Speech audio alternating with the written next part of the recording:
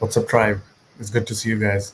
Today, episode 2 of 100 games in 40 days and how do FPL managers deal with it. Let's get straight into it.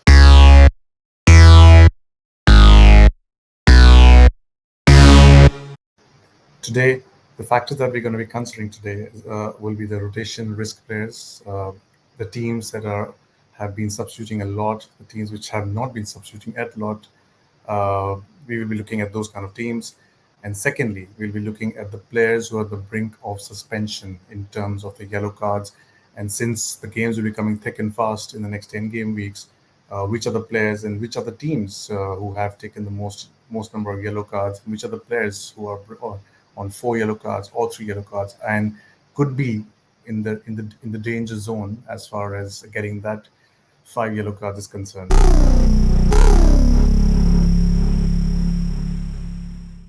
Right. Here we look at the number of players which have been used by teams from in the first 11 game weeks.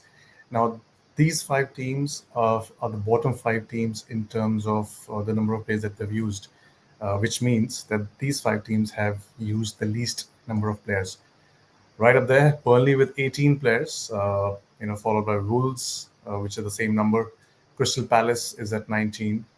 West Ham is at 19 again. And West Ham, anyways, have been known in the season, apart from their good performance, they have been known in the seasons as the manager has been very reluctant in making too many changes and using too many players in the squad. Maybe it's an indication of how thin the West Ham squad is, and followed by Southampton, which is at 21 players that they've used so far in this season yet. We will go to we'll straight away go into the top 5, and we'll take a look at Arsenal has used the maximum amount of players, and they're tied with Watford at 26 players. Uh, Arsenal, there's just a word on Arsenal again, is that Arsenal does not have any European competition, and they have reached the quarterfinals of the Carabao Cup. So they have been using the squad pretty well. They're on a good run in the last 5 to 6 game weeks. But I was surprised myself to look at this number of 26 tied with Watford. Um, Watford, I could imagine that it's a new manager who has come in, and I think Claudio Ranieri has been there for I think 4 game weeks now. A new manager comes in, he would like to give chance to most of the players in the squad, and usually these clubs have squad of around anywhere between 26 to 30 players. So I have a feeling I think that Watford number is high because of that. Chelsea, not a surprise, at 25, Liverpool at 24, and Everton at 24 as well. So these are the top 5 teams in terms of who have used the squad depth to some extent. Uh, there are some couple of big names which are missing here, and to my surprise, the Man City is the name which is missing here. Others we will see, like I said, big names which are missing is Manchester United. They have used 23 players as of now in the season. City has used 22. Now, the reason I am stressing upon City is because all of us in the community keep talking about the Pep roulette and how instability is there around what kind of substitution is going to do, what kind of team is going to start with every game week from an FPL perspective. So City is 22, tied up with Brentford at 22, and Brighton and Tottenham at 21 themselves. So this gives us a decent amount of an idea of how many number of players have been used by almost all the teams in Premier League. We go ahead and now take a look at the number of substitutions made by these teams, in the first 11 game weeks. Now, we are only concentrating on the bottom 5 team because these are the least substitutions that have been made by these 5 teams. Just to give you a reminder that starting this season, Premier League had allowed every club to use 9 substitutions maximum, as compared to 3 or I think 5 when the pandemic hit Premier League.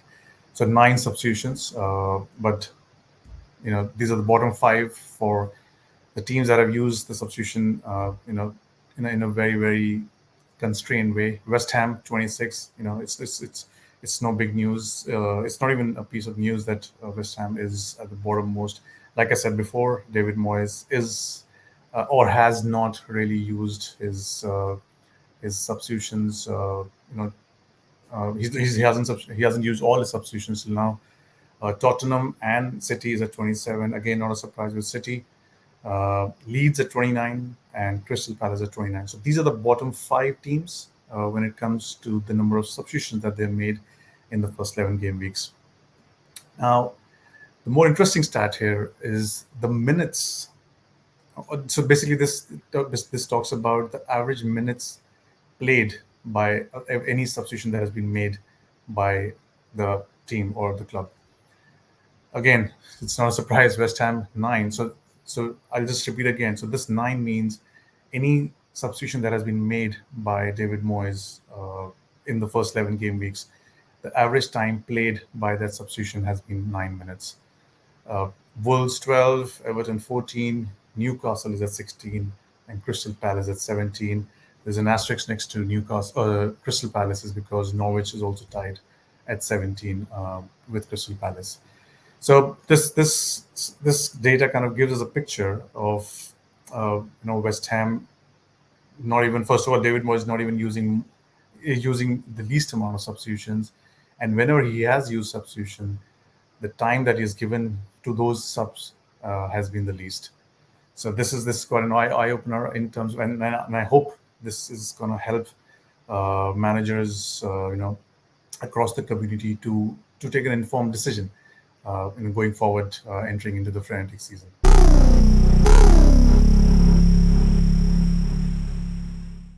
Okay, so this is an interesting slide in terms of the total number of changes that have been made for the Premier League teams starting lineups. So during the first 11 game weeks. Now this chart is not made by me.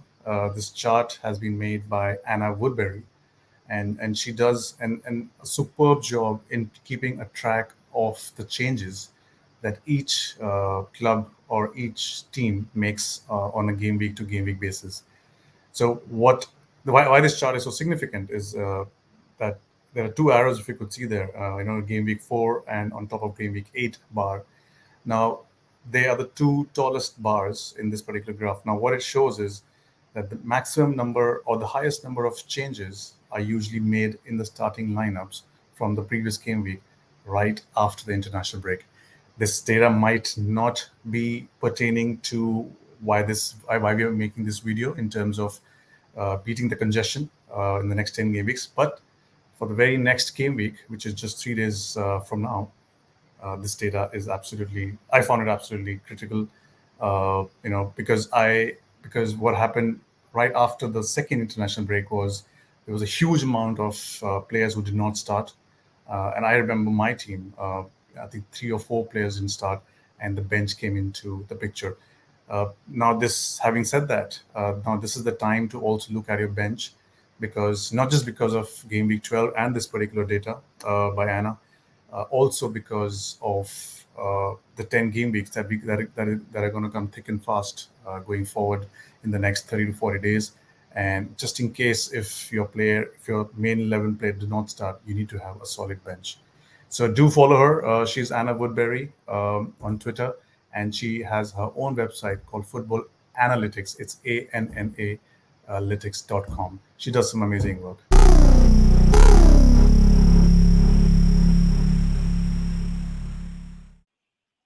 Now, the second half of today's session is going to be concentrating on the disciplinary performance of the Premier League teams in terms of the yellow cards that they've received. Now, this shows this shows the bottom 5 in terms of the yellow cards received. That means these are the worst teams in terms of the yellow cards that they have received till now. Newcastle is right up there with 32 yellow cards. Brighton, for my surprise, it's at 28. Burnley 26. They are known to be very physical in the game, so I'm not surprised to see them here. Watford 26 and Aston Villa 25. Yes, of course, this data is about the team discipline. Now, what we're going to concentrate on and what's going to be more useful for us getting into the next 10 game weeks is going to be the players who are very close to that 5 mark, and which might or might not affect their performances going forward. So we're going to take a look at the players who are at have received 4 yellow cards already. Uh, Shane Duffy, Welshman from Brighton. Now, the reason I have written these 8 names on this slide is because these are the players who are owned by a lot of FPL managers across the community. Duffy, Welshman from Brighton. They are a regular playing pair of from Brighton, a pair of defenders. Richarlison, right now the lone striker for Everton. Brownhill. The reason I have written Brownhill here is because he is on a lot of people's bench. I think I have had him in my bench since game week 1. He's a cheap, regular playing midfielder from Burnley. Now he's at 4 yellow cards. So I'm not sure how many FPL managers are going to react to this, considering that he is going to be on the bench anyways. Or they're going to be people who might have a different strategy, considering that they don't want to have they don't take any kind of a risk, considering there might be a lot of rotation going forward. Luke Shaw is at 4 as well. Now, the reason Luke Shaw is important and critical here is because Man United's fixtures, turn into their favor starting game week 15 or 16, and I'm sure, and it's a solid run of 10 to 12 game weeks if I'm not wrong, and to get apart from getting their attacking asset in Bruno Fernandes or Ronaldo, uh, you would expect a few FPL managers to go for the defensive assets as well. And I think Luke Shaw is at 5.2. He has fallen quite a bit from 5.5, but he's at 4 yellow cards. So we got to be wary of that. I mentioned Rodrigo here, the lead striker. Not sure when about the Bamford's return. Leeds have struggled quite a bit this season. They haven't looked at all like the 2021 season, where the field community kind of loved the assets like Bamford, Rafinha, Dallas, and so on and so forth. But Rodrigo he's not lighting the world on. He's basically not really in some great form. But yes, his absence might or might not affect Rafinha, and in the attacking gameplay as far as the Leeds is concerned. The big one here is Antonio. He's at 4 yellow cards as well. A lot of people still own him, and there have been a lot of discussions going on FPL Twitter in terms of whether it's safe to keep him or whether he should be sold. Whether he should be people who are holding him, or what should they do? Because there's a lot of value which is attached to Antonio in terms of he started the season at 7.5. And I think now, if I'm not wrong, he's at 8.1 or 8.2. So there are a lot of managers who do not want to sell him and lose that value. But we got to be very careful. We just saw the stats on West Ham that how low they are on using substitutes, how low they are on using the number of players that they have been using from the squad. And West Ham's fixtures are not easy as well. So this is a big one from me. This is the biggest takeaway from me. Antonio at 4. I was not aware about it. Another interesting one is Christian Romero, the centre back from Tottenham. After Conte has come in, a lot of us are looking at Tottenham's assets. They are, I think, like I mentioned in the first episode yesterday, Tottenham's fixtures are the best. I think from a stretch of game week 12 to game week 19 or 20.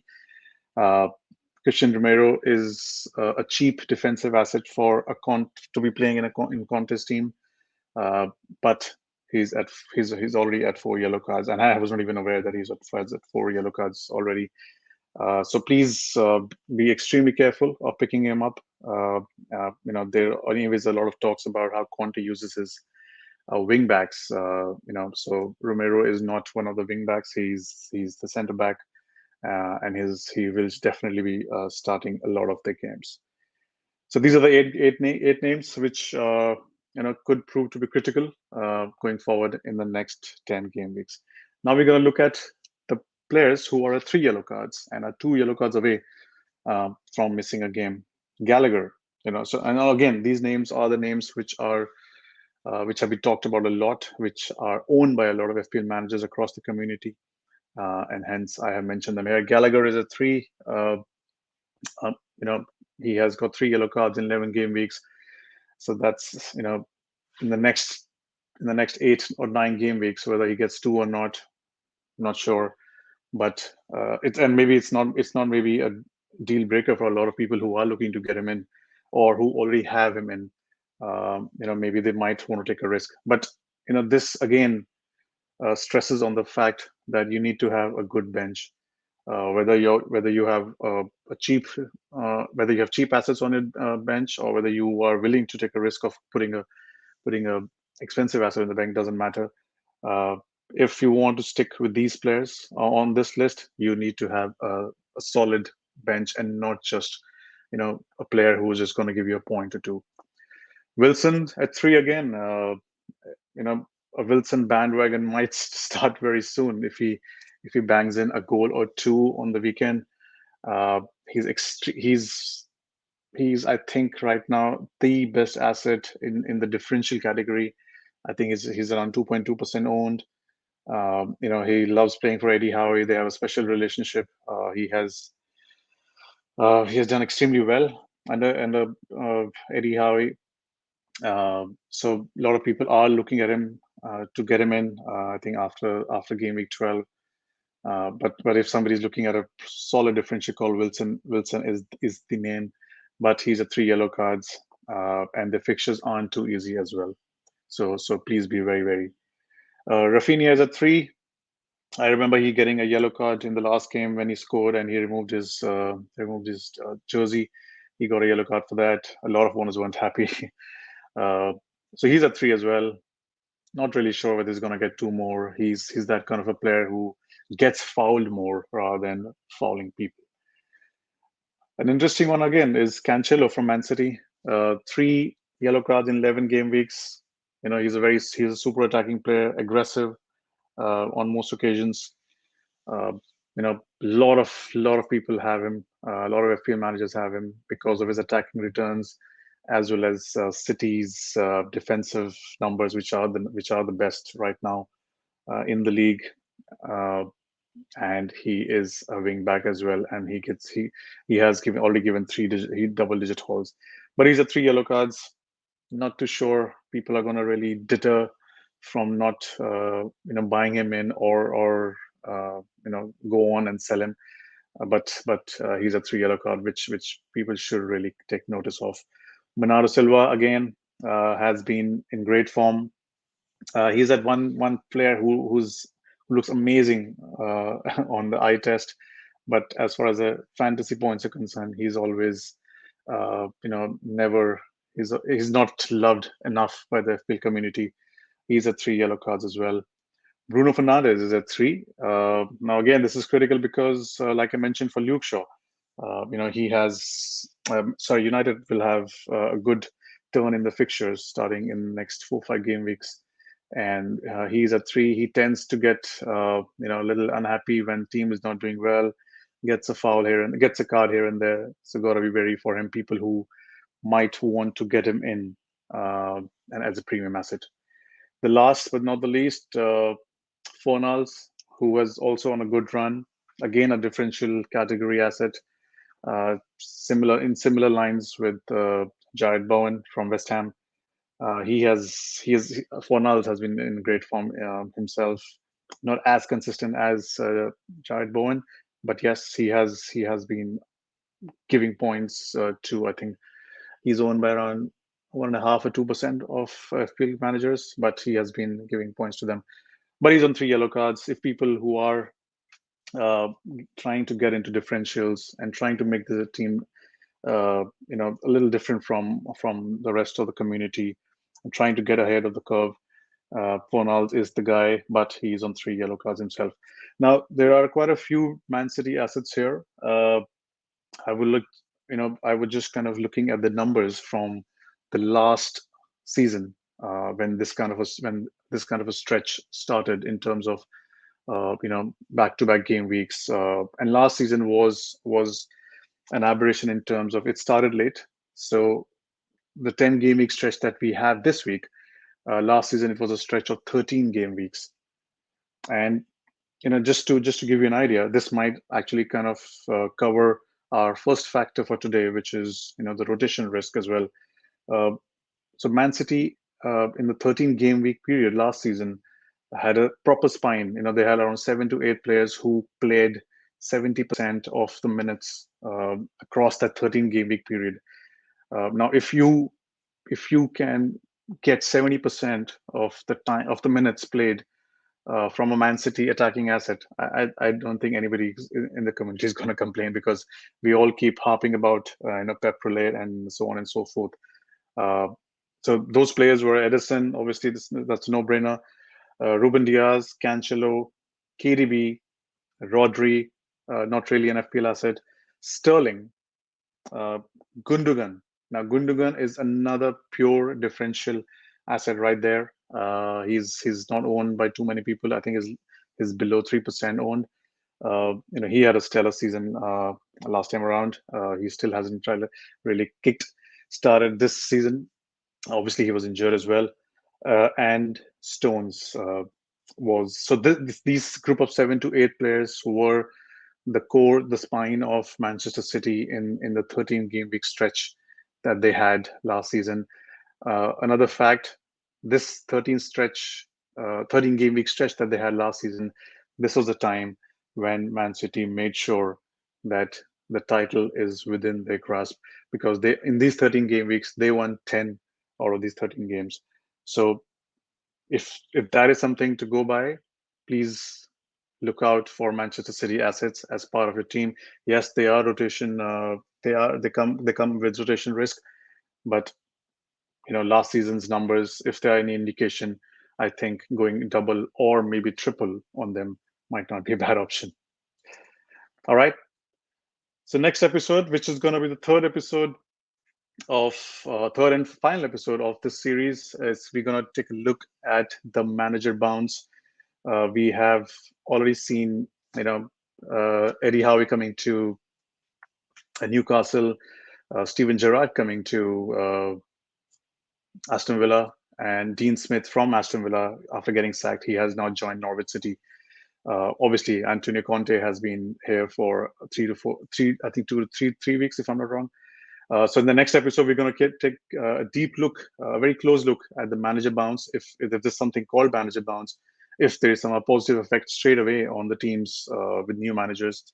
And then we're going to take a very, very interesting and a very close look on the cheap assets formation and rotation. Because like I said, just 2-3 minutes back, if one of your playing members gets the 5th yellow card, you might want to have a really, really good bench. And we're going to take a look at how we can rotate between cheap assets. It could be a 4.5 or 4.6 or 4.7.